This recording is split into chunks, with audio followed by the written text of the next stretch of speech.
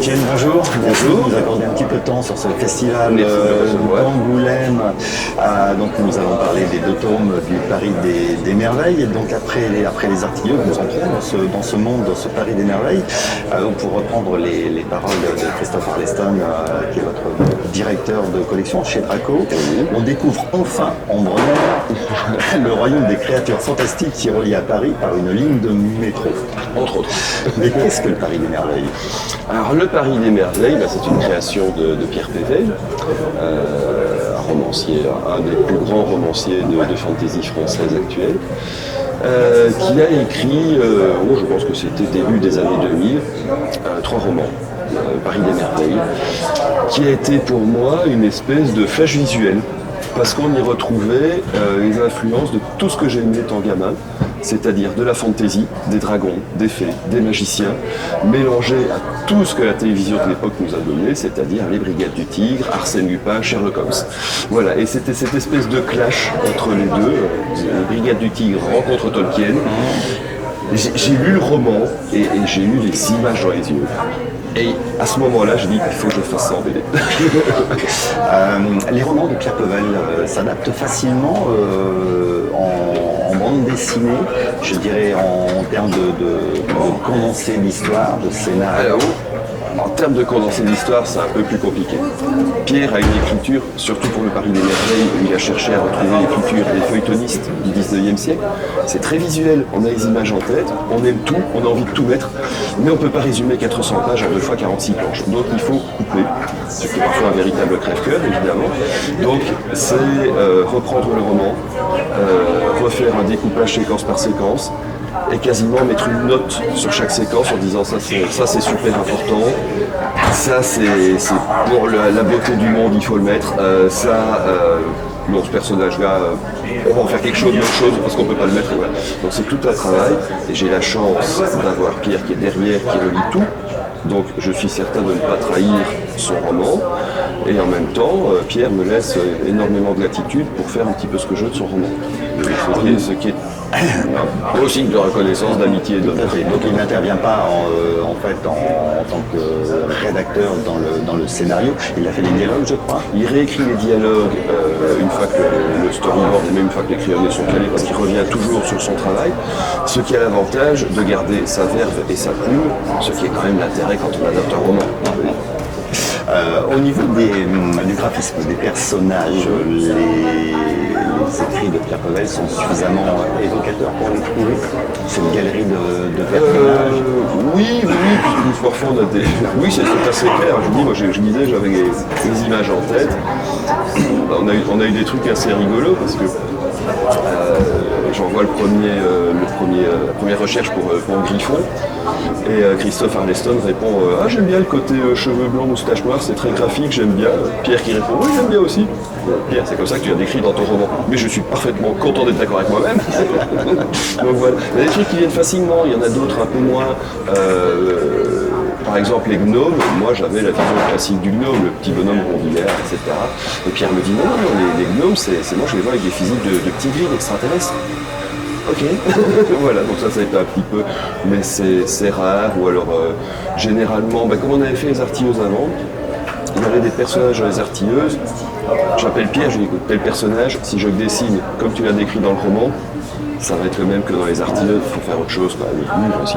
Alors le fait d'avoir fait justement les artilleuses avant le Paris des Merveilles, les artilleuses qui ne sont pas à l'origine un roman de Pierre Pével, puisque c'est un scénario original pour la bande dessinée, est-ce que ça a facilité en fait le dessin du Paris des Merveilles? Oui, parce que finalement en faisant les artilleuses, qui n'avait rien à voir avec à part l'univers, qui n'avait rien à voir avec le roman, on a pu donner une identité visuelle à notre Paris des Merveilles en BD, et par là même un petit peu, je veux dire, gagner les lecteurs des romans, parce que quand on lit un roman, forcément son propre imaginaire en tête, donc quand on adaptait les romans, les gens étaient habitués à cette touche graphique. Donc on n'a pas eu ce qu'on aurait très bien pu avoir, mais je ne reconnais pas mon Paris des Merveilles, c'est pas comme ça que je les voyais, etc. Les gens étaient déjà gagnés au graphisme, Et les gens qui suivaient Pierre en roman n'attendaient qu'une chose, c'était de voir le roman en BD. Donc oui, ça a aidé énormément de faire les articles. Est-ce que vous parleriez plutôt de steampunk ou de fantasy? C'est un vaste débat. On est à la frontière. C'est un vaste débat. Oui, on a tout ça. Alors le steampunk, les 3 premiers romans catalogués steampunk qui ont été écrits. Donc il y avait, surtout les noms, il y avait J.W. Keter, il y avait celui qui a écrit sur des mers plus éloignées, enfin bon, Tourneau d'Anubis, etc. Les voix d'Anubis. Les voix d'Anubis, c'est le premier, voilà. Et je retombe plus sur le nom du romancier. Ça va me revenir. C'est lui qui a écrit le roman qui a inspiré 4e Pirates des Caraïbes. Enfin bon, voilà. Au départ, c'est des auteurs à qui on demande de faire une espèce de pied de nez au cyberpunk et donc d'écrire de la fantaisie victorienne. Donc finalement, le steampunk à la base, c'est de la fantaisie. Voilà, c'est tout ce que je vais répondre. Vous aviez évoqué tout à l'heure quelques guest stars et effectivement on les retrouve vraiment avec plaisir. On les fait reconnaître à l'inspecteur de la série des Brigades du Tigre. Alors est-ce que ça parle encore ça à des jeunes lecteurs des Brigades du Tigre? Le feuilleton date des années 70-80? Ouais, probablement pas. Maintenant, ça passe si on n'a pas la référence. Ça passe si on n'a pas la préférence. Moi, ce que j'aime, c'est les. Pour moi, une bonne série, c'est une série à plusieurs niveaux de lecture. Voilà. Et je me bats vraiment pour avoir ce genre de série. Donc, effectivement, faire des clins d'œil qui vont parler aux plus anciens, aux plus âgés, dans ma génération, tout en ayant une histoire qui est compréhensible pour les jeunes, c'est Astérix. Voilà. Et je me bats énormément pour qu'on n'ait pas ce catalogue, ça c'est jeunesse, 12 ans, machin, etc. Parce que finalement, je trouve que c'est important de ne pas encore cliver plus la société en disant ça c'est la lecture pour les enfants, les parents vont pas lire, etc. Je trouve, moi quand j'étais gamin, mes parents lisaient Astérix, je lisais Astérix, on riait pas des mêmes choses, mais on en parlait. Et je trouve ça important, si au moins la BD peut servir de lien de communication entre les générations, c'est déjà rendre la BD utile en fait. Et puis ça fait partie aussi pour vous certainement du plaisir d'avoir un peu de fantaisie dans le dessin. Tout à fait, oui. Puis bon, il y a d'autres caricatures, il y a d'autres clins d'œil dans le dessin qui vont parler aux enfants. Si vous cherchez bien dans le tome 2 du Paris des Merveilles, vous allez voir passer Harry Potter, Hermione, Hagrid et... Alors moi j'ai remarqué que vous aviez aussi caché un Schtroumpf. Il y a un Schtroumpf caché dans chaque album depuis le tome 3 des Artilleuses. Voilà. Il y a un Arnaud Poitevin très visible dans chaque album depuis le premier tome des Artilleuses. Donc il faut vraiment relire et relire. Oui, puis bon, il y a ce côté aussi, voilà. C'est un monde qui est riche et puis c'est gai d'aller planquer des petits détails. Il y a des clins d'œil, il y a des blancs secs, il y a des clins d'œil à peu près tous les romans de fantasy. Des blancs secs, ça va particulièrement cet univers. Des blancs secs, si ça c'est pas steampunk.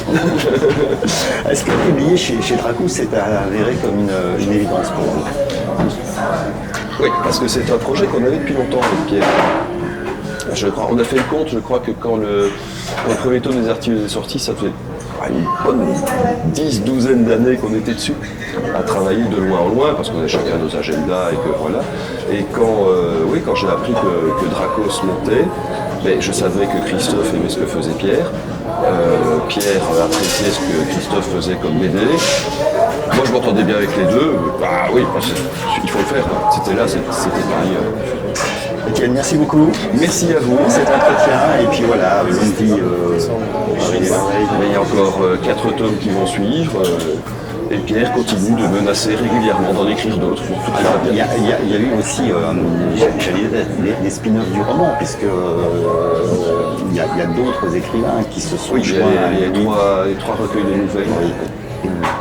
Qui entrent parfaitement dans le style. Ils entreraient parfaitement. Aussi, le problème, c'est que je ne les connais pas, donc est-ce qu'ils auront la même largesse d'esprit que Pierre? Je n'en sais rien. Mais bon, ça laisse encore des côtés. Et je pense que, mais de toute façon, si une fois le Paris des Merveilles fini, si Pierre n'écrit pas d'autres romans du Paris des Merveilles qu'il faudra l'appeler, on va revenir sur les Artilleuses, parce que vu la situation dans laquelle on les a laissés à la fin du tome 3, je pense que si on ne fait pas une suite, on va nous jeter des cailloux et les lecteurs auront raison. Merci beaucoup, Étienne. Bonne journée. Merci. Voilà. Merci. Merci beaucoup.